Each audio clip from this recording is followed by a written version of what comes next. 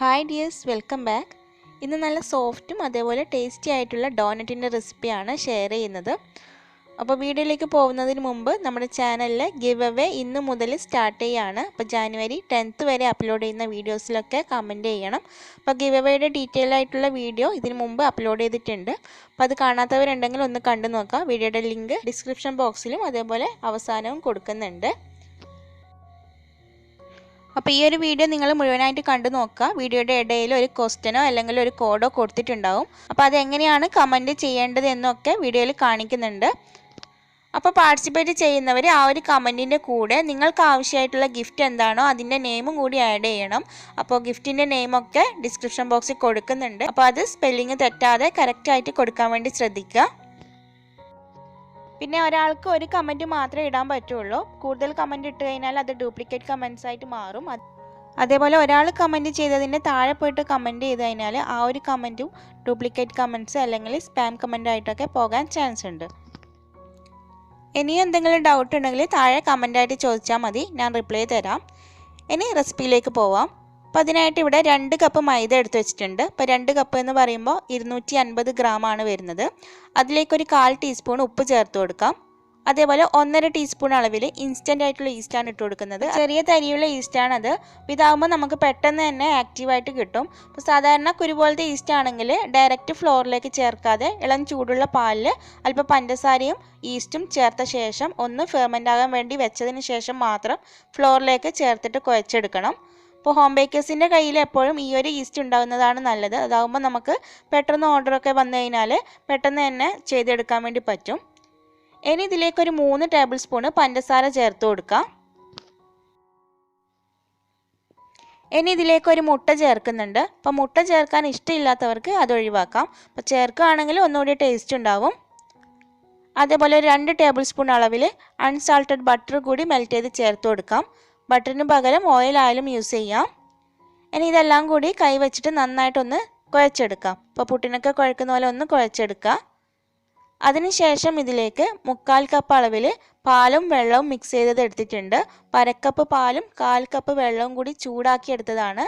വെള്ളം ചൂടോട് കൂടിയാണ് ഇത് കുഴച്ചെടുക്കേണ്ടത്. അപ്പോൾ ഈ ഒരു മാവ് എന്ന് പറയുമ്പോൾ കുറച്ചൊന്ന് സ്റ്റിക്കി ആയിട്ട് വേണം കുഴച്ചെടുക്കാൻ വേണ്ടിയിട്ട്, എന്നാലേ നമ്മുടെ ഡോനറ്റ് നല്ല സോഫ്റ്റ് ആയിട്ട് കിട്ടുള്ളൂ. ഇതേപോലെ കുഴച്ചെടുത്തിട്ടുണ്ട്. ഇനി ഒരു കൗണ്ടർ ടോപ്പിലേക്ക് മാറ്റിയിട്ട് നന്നായിട്ട് കുഴച്ചെടുക്കാം. അപ്പോൾ മാവ് നന്നായിട്ട് കുഴച്ചെടുത്ത ശേഷം ഇതൊരു ബൗളിലേക്ക് മാറ്റിയിട്ടുണ്ട്. അപ്പോൾ ബൗളിൻ്റെ ഉള്ളിലൊക്കെ കുറച്ച് ഓയിലൊന്ന് തടവി കൊടുത്തിട്ടുണ്ട്. ഇനി ഇത് അടച്ച് വെച്ചിട്ട് 1 മണിക്കൂർ റെസ്റ്റ് ചെയ്യാൻ വേണ്ടി വെക്കാം. അപ്പോൾ 1 മണിക്കൂർ കൊണ്ട് തന്നെ മാവ് നന്നായിട്ട് പൊങ്ങി വന്നിട്ടുണ്ട്. അപ്പോൾ സാധാരണ ഈസ്റ്റ് ആണെങ്കിൽ നമുക്കൊരു 3-4 മണിക്കൂറെങ്കിലും ഇത് റെസ്റ്റ് ചെയ്യാൻ വേണ്ടി വെക്കേണ്ടി വരും. ഇനി മാവ് ഒന്നുകൂടി കുഴച്ചെടുക്കണം. അപ്പോൾ നമ്മുടെ കയ്യിലൊക്കെ ഒട്ടിപ്പിടിക്കാതിരിക്കാൻ വേണ്ടിയിട്ട് കുറച്ച് മൈദ ഒന്ന് ഇട്ട് കൊടുക്കുന്നുണ്ട്. അപ്പോൾ മൈദ അധികം ഇട്ട് കൊടുത്തിട്ട് ഈ മാവ് ടൈറ്റാക്കി എടുക്കരുത്. ജസ്റ്റ് ആ ഒരു ഒട്ടൽ മാറാൻ വേണ്ടി മാത്രമാണ് മൈദ ഇട്ട് കൊടുത്തിട്ടുള്ളത്. അതിനുശേഷം ഇതേപോലെ ബോൾസ് ആക്കി എടുത്തിട്ടുണ്ട്. അപ്പോൾ ഈ ഒരു അളവിൽ 9 ബോൾസ് കിട്ടിയിട്ടുണ്ട്. ഇനി ഈ ഡോണറ്റ് ആക്കി കഴിഞ്ഞാൽ അകത്തുള്ള ആ ഒരു ചെറിയൊരു ബോളും കൂടി ആകുമ്പോൾ ഈ ഒരു അളവിൽ നമുക്ക് 10 ഡോണറ്റ് വരെ ചെയ്തെടുക്കാം. ഇനി ഓരോ ബോളും കയ്യിൽ വെച്ചിട്ടാണ് ഷേപ്പ് ചെയ്തെടുക്കുന്നത്. അപ്പോൾ കയ്യിൽ ഒട്ടാതിരിക്കാൻ വേണ്ടി കുറച്ച് മൈദ ഇട്ട് കൊടുക്കുന്നുണ്ട്. അതിനുശേഷം ക്രാക്കൊന്നും ഇല്ലാതെ നല്ലപോലെ ഉരുട്ടിയെടുത്തിട്ട് ഇതേപോലെ ഒന്ന് പ്രസ് ചെയ്തിട്ട് ഒരു ഡോണറ്റിൻ്റെ ഷേപ്പിലാക്കി എടുക്കാം. അപ്പോൾ ഇങ്ങനെ ചെയ്യാൻ വേണ്ടി ബുദ്ധിമുട്ടാണെങ്കിൽ ഇതേപോലെ ഒരു പാത്രത്തിൽ വെച്ചതിന് ശേഷം നന്നായിട്ടൊന്ന് പ്രസ് ചെയ്ത് ഒരു റൗണ്ട് ഷേപ്പിലേക്ക് ആക്കിയെടുത്താൽ മതി. അപ്പോൾ പാത്രത്തിൻ്റെ അകത്തും കുറച്ച് മൈദ ഇട്ട് കൊടുക്കണം. അല്ലെങ്കിൽ ഡോണറ്റ് കട്ടർ ഉണ്ടെങ്കിൽ ഒന്നായിട്ട് മാവ് പരത്തിയെടുത്ത ശേഷം ആ ഒരു കട്ടർ വെച്ച് കട്ട് ചെയ്തെടുത്താൽ മതിയാവും. അങ്ങനെ എല്ലാം ചെയ്തെടുത്തിട്ടുണ്ട്. ഇനി ഇതൊരു 10 മിനിറ്റ് റെസ്റ്റ് ചെയ്യാൻ വേണ്ടി വെക്കാം. അപ്പോൾ 10 മിനിറ്റ് റെസ്റ്റ് ചെയ്തതിന് ശേഷം ഇതേപോലെ ഒരു നോസിൽ എടുത്തിട്ടുണ്ട്. അപ്പോൾ ഇത് 100ൻ്റെ N1 നോസിലാണ്. അപ്പോൾ അതൊന്ന് മൈദയിൽ മുക്കിയ ശേഷം ഇതേപോലെ നടുവിലൊരു ഹോൾ ഇട്ട് കൊടുക്കാം. അങ്ങനെ എല്ലാം ഇവിടെ ചെയ്തെടുത്തിട്ടുണ്ട്. ഇനി ഇത് ഫ്രൈ ചെയ്യാൻ എടുക്കുന്ന സമയത്ത് വലിച്ചെടുക്കാതെ ഇതേപോലെ ശ്രദ്ധിച്ചിട്ട് എടുക്കണം, അല്ലെങ്കിൽ ഇതിൻ്റെ ഷേപ്പ് മാറിപ്പോവും. അതിനുശേഷം ചൂടായ ഓയിലിലേക്ക് ഇട്ടിട്ട് ഫ്രൈ ചെയ്തെടുക്കാം. അപ്പോൾ ഓയിൽ അധികം ചൂടാകാൻ വേണ്ടി പാടില്ല. ജസ്റ്റ് ഒന്ന് ചൂടായി വരുമ്പോൾ ഓരോ ഡോണറ്റായിട്ട് ഇട്ട് കൊടുക്കാം. എന്നിട്ട് ലോ ഫ്ലെയിമിൽ വെച്ചിട്ട് ഇത് തിരിച്ചും മറിച്ച് ഇട്ടിട്ട് ഒരു ഗോൾഡൻ കളർ ആകുന്നത് വരെ ഫ്രൈ ചെയ്തെടുക്കാം.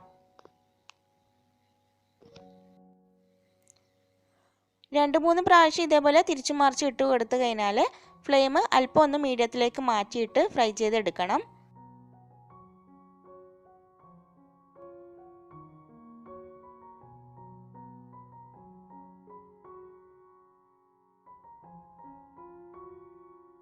ഏകദേശം ഗോൾഡൻ കളർ ആയി കഴിഞ്ഞാൽ ഇത് എണ്ണയിൽ നിന്ന് കോരിയെടുക്കാം. അപ്പോൾ എണ്ണയിൽ നിന്ന് കോരിയെടുക്കുന്ന സമയത്ത് ഫ്ലെയിം അല്പം കൂട്ടിക്കൊടുക്കണം. അപ്പോൾ എണ്ണ കുടിക്കുന്ന പ്രശ്നമൊന്നും ഉണ്ടാവില്ല. അപ്പോൾ നമ്മുടെ ഡോണട്ടൊക്കെ ഇവിടെ റെഡി ആയിട്ടുണ്ട്. ഇനി ഇതൊരു ടിഷ്യൂ പേപ്പറിലേക്ക് മാറ്റി കൊടുക്കുകയാണ്.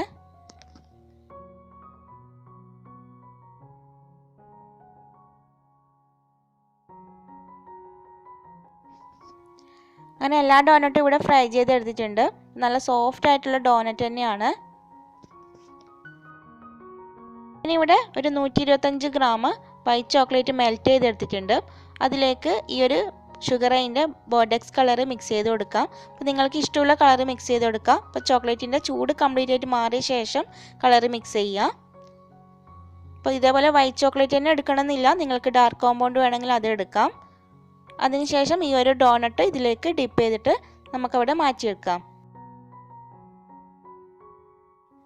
അപ്പം ഇങ്ങനെ ചോക്ലേറ്റിൽ ഡിപ്പ് ചെയ്ത ശേഷം സ്പ്രിങ്കിൾസ് ഒക്കെ ഇട്ട് കൊടുക്കുന്നുണ്ടെങ്കിൽ ഈ ഒരു സമയത്ത് തന്നെ ഇട്ട് കൊടുക്കാം. അപ്പം ഞാൻ എന്തായാലും ഈ ഒരു ചോക്ലേറ്റ് അല്പം ഒന്ന് സെറ്റായ ശേഷം ബാക്കിയുള്ള ചോക്ലേറ്റ് ഇതേപോലെ പൈപ്പിംഗ് ബാഗിലേക്ക് ആക്കിയിട്ട് ഇതേപോലെ ചെയ്ത് കൊടുക്കുകയാണ്. അതിനുശേഷം അതിന് മുകളിൽ കുറച്ച് ഗോൾഡൻ ബോൾസും കൂടി ഇട്ട് കൊടുക്കുന്നുണ്ട്.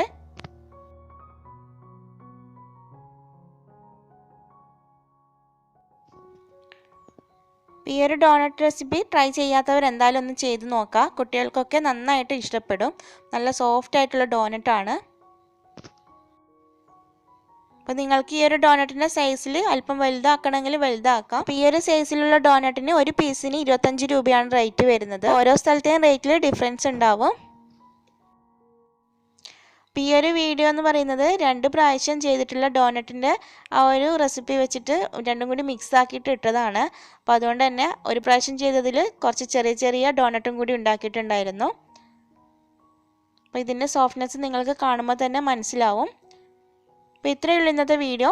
ഈ ഒരു വീഡിയോ നിങ്ങൾക്ക് ഇഷ്ടമായിട്ടുണ്ടെങ്കിൽ ലൈക്ക് ചെയ്യാനും ഷെയർ ചെയ്യാനും ചാനൽ സബ്സ്ക്രൈബ് ചെയ്യാതെ വീഡിയോ കാണുന്നവരുണ്ടെങ്കിൽ പ്ലീസ് ഒന്ന് സബ്സ്ക്രൈബ് ചെയ്യാനും മറക്കരുത്.